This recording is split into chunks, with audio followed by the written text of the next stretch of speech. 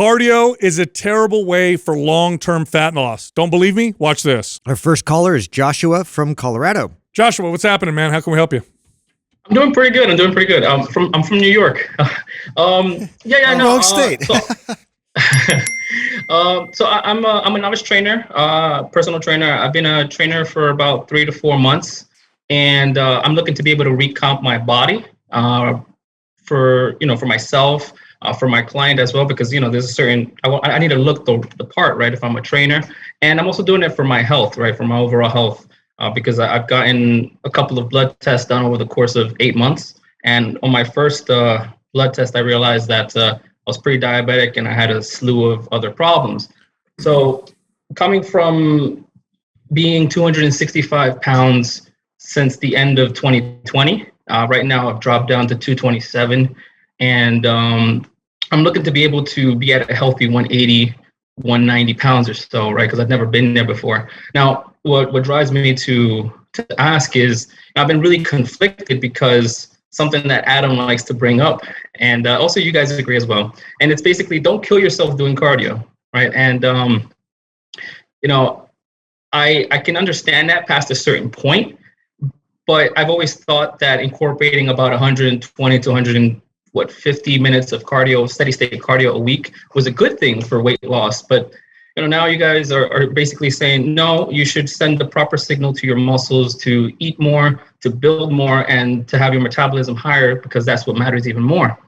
So I'm still not entirely versed in and I'm not entirely knowledgeable with metabolism and whatnot like that. So I'm educating myself, even with the free things that you have online as well. But that leads me to ask, well, what's the point of doing cardio at all, right? Especially when it comes to losing weight, either for myself or for my clients. And is there even a role in cardio when it comes to muscle building programs or anything like that? Yeah, there's two things here. Yeah, we need to address a couple of things here. Yeah, I'm gonna clarify here. So 120 minutes, 150 minutes of cardio a week is good for your health. It's good for your health. Here's the problem. When people rely on cardio for weight loss, that's when you run into issues. It's much easier to either cut your calories if that's what you want to do and you want to get there quick. But I recommend, and we recommend, to get your metabolism to move in a positive direction. In this case, would be faster, because that's what's going to stick with you all day, every single day.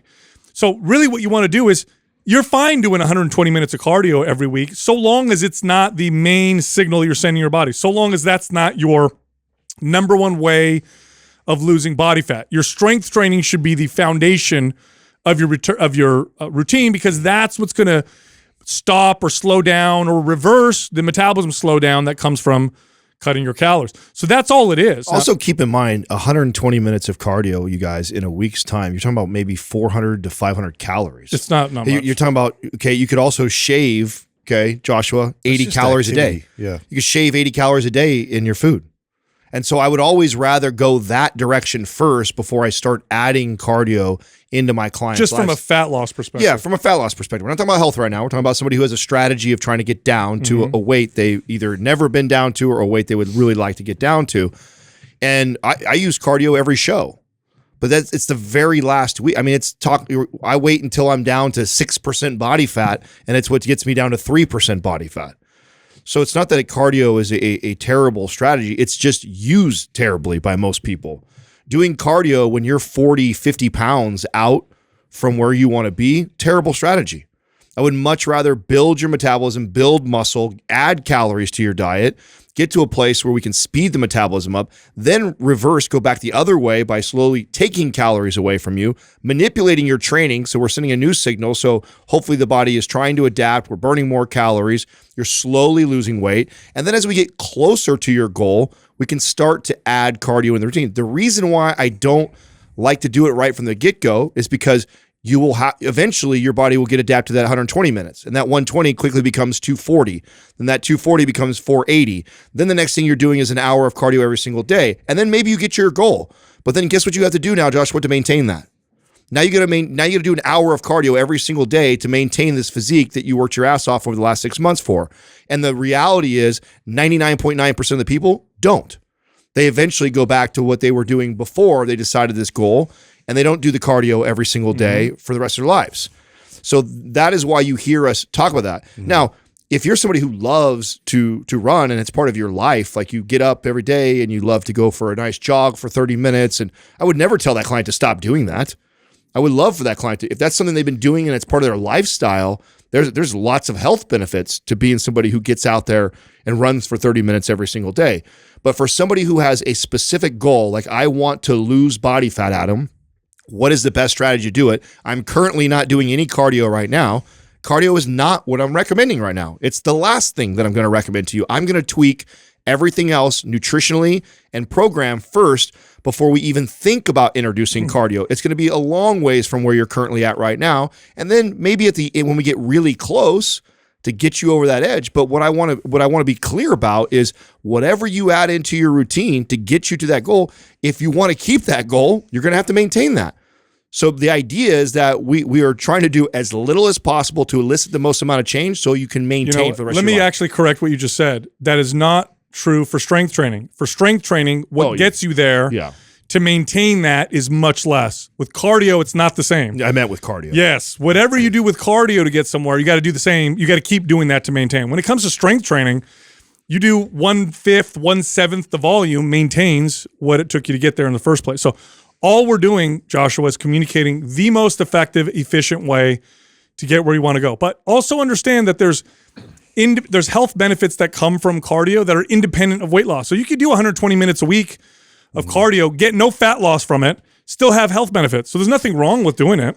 You get health benefits. People enjoy it. I mean, there's different factors to why people like. I think you can fit cardio in your programming, but in terms of like the general purposes of people trying to lose body fat, it's just not as great of a strategy. Your real value is introducing people to this, counterintuitive idea that you need to build your body up, and you're going to create a body that's going to work for itself. It's going to create this automatic response to burn calories, to shave off of that, body fat. If you build it right, plus it has more longevity to this whole fitness experience. So in terms of being a trainer and providing value, there's way more value in introducing people to this method versus just throwing them on a treadmill and watching them do their routine. Yeah, Joshua, you've only been a trainer for a few months, right? Correct. Yes. How long have you been listening to our show? It's been about almost 6 months. Okay, so I'm going to help you out because I want you to be a good trainer. So Thank you.